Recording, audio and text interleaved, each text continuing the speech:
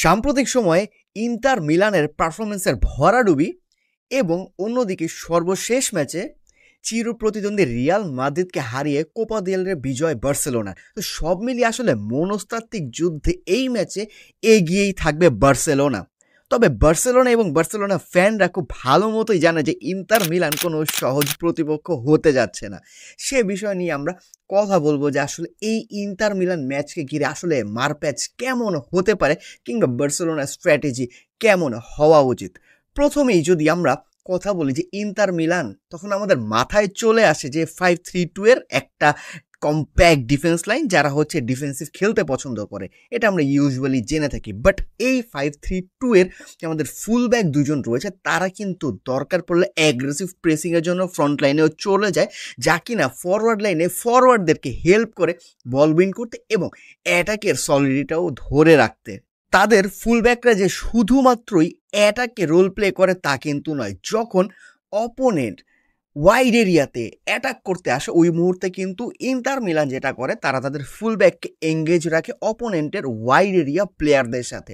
So ওই সময় ইন্টারের স্ট্র্যাটেজিটা কেমন হয়, তখন তাদের যে সেন্ট্রাল মিডফিল্ডার রয়েছে তারা কিন্তু চলে যায় প্রেসিংয়ে, এবং অন দি আদার হ্যান্ড আমরা দেখতে পাই যে সেন্টার ব্যাকেও যে থাকে সে তাকেও কিন্তু আমরা প্রেসিংয়ের জন্য উপরে উঠতে দেখি, উইচ ইজ কোয়াইট আন্ডারস্ট্যান্ডেবল যে আপনি ফোর্সফুলি অপোনেন্টকে আসলে দিচ্ছেন যে আপনি ওয়াইড এরিয়াতেই খেলতে হবে এবং সেইখানে তাদের ওয়াইড এরিয়ার প্লেয়ারটা অলরেডি মার্কে রয়েছে। সো ইন্টার মিলানের কিন্তু এই ব্যাপারগুলো বেশ ট্যাকটিক্যাল, এবং ইন্টার মিলানের আরও একটা ব্যাপার রয়েছে তাদের ভার্সেটাইলিটি। এখন ভার্সেটাইলিটি বলতে আমি যেটা বোঝাচ্ছি একটা এক্সাম্পল দিয়েই বুঝি। আমরা ইউজুয়ালি এই ভিডিওটা হয়তো আপনারা সবাই দেখছেন যে প্লেয়াররা কীরকমভাবে সুইচ করে, ফলস আসলে সেন্টার ব্যাকস, এই সমস্ত টার্মস কিন্তু আপনারা ইনজাগির ইন্টার মিলানের স্টাইলে দেখে থাকবেন। তবে এই যে একটা ইন্টারেস্টিং ফ্যাক্ট যদি আমি বারেলাকে নিয়ে বলি, দেখেন এই বারেলা যখন ইন্টারের দরকার পড়ে একদম ডিপে নেমে ডিফেন্স করতেছে, যখন দরকার পড়তেছে সে কিন্তু সেন্ট্রালি ফরওয়ার্ড লাইনে মুভ করতেছে।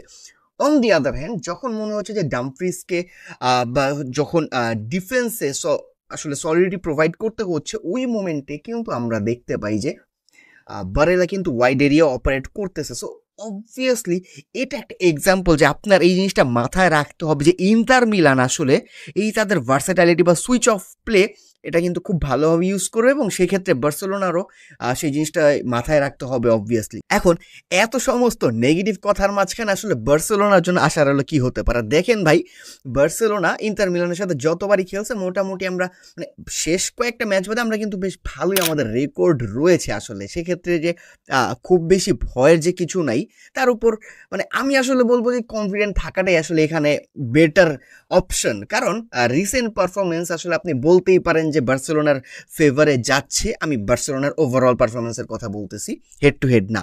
সো সেই ক্ষেত্রে কিন্তু আমার কাছে মনে হয় যে ইন্টার মিলানের একটা জিনিস বার্সেলোনার বেশ ভালোভাবে লক্ষ্য রাখতে হবে, সেটা হচ্ছে ইন্টার মিলানের সেট পিসেস।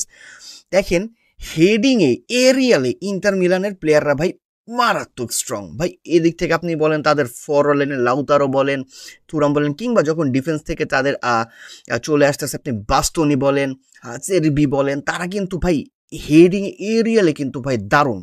সো এই জিনিসটা আমার কাছে মনে হয় যদি যদি বার্সেলোনা জোনাল ডিফেন্ডিংয়ে ঠিকঠাকভাবে ডিফেন্স না করে, সেক্ষেত্রে কিন্তু একটা সমস্যা হতেই পারে।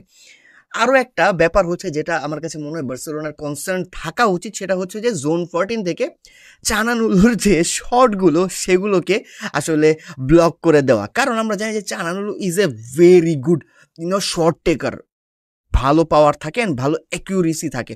সো ওই জিনিসগুলো যদি আমরা ব্লক করতে পারি জোনাল ডিফেন্ডিং করে, অ্যান্ড সেখান থেকে আমার কাছে মনে হয় যে ইন্টার মিলানকে আটকে দেওয়া সম্ভব। On the other hand inter মিলানকে আমরা শেষ কয়েক ম্যাচে দেখেছি, আমরা যদি পার্টিকুলারলি বলি বায়ার্ন ম্যাচটাতে যেটাতে আসলে 2-2 গোলে ড্র হয়েছে, সেখানে কিন্তু ইন্টার মিলানকে আমরা দেখতে পেয়েছি যে বায়ার্নের যে হাই প্রেসিংয়ের এগেনস্টে তাদের ডিফেন্স লাইন কিন্তু স্ট্রাগল করতেছে, নরবরে সিচুয়েশন ছিল, সেখান থেকে বায়ার্ন গোল কনসিড করছে।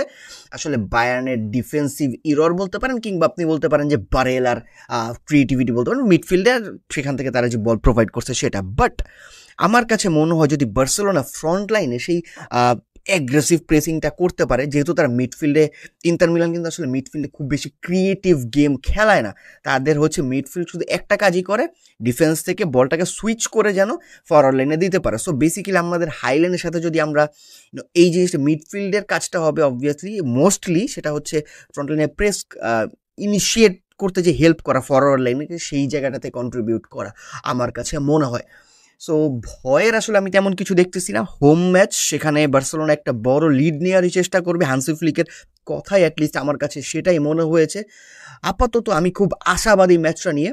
অ্যান্ড শেষ মিনিটের আগে হয়তো আপনি ফুটবলে কিছু বলতে পারেন না, বাট আমার কাছে মনে হয় যে এখানে আসলে ভয় পাবার মতো কিংবা আশা হারানোর মতো এখন পর্যন্ত কিছু হয়নি। সো দেখা যাক আসলে হান্সি ফ্লিকের দল আসলে কিভাবে জিনিসগুলোকে ইনিশিয়েট করে, কারণ আমি জানি ইন্টার মিলানে এই দলে বেশ কিছু লুপ হোলস থাকে। আপনি বলতে পারেন যে আমরা যেহেতু এখন ট্রানজিশনে খেলতেছি, সেক্ষেত্রে কিন্তু তাদের ফুল ব্যাকটা যখন অ্যাটাকে যাবে, অবভিয়াসলি দুজন একসাথে খুব রেয়ারলি অ্যাটাকে যায়, বাট আমরা কিন্তু সেই স্পেসটা আসলে এক্সপ্লয়েট করতে পারি, যেখানে যেখানে দানি ওলমোর আসলে খুব বেশি একটা দায়িত্ব হবে। দানি ওলমো এবং লেভানডস্কির কম্বিনেশন এবং সেখান থেকে রাফিনিয়া, রানমেক, এই তিনজন যদি ঠিকঠাক মতো ক্লিক করতে পারে এবং বাকি সবাই যদি তাদের ভালো খেলাটা দিতে পারে, সেক্ষেত্রে I can see 2 or 3-0 win most probably. So দেখা যাক কি হয়। ফর দ্য বেস্ট, ফোর্সা বার্সা, পিস।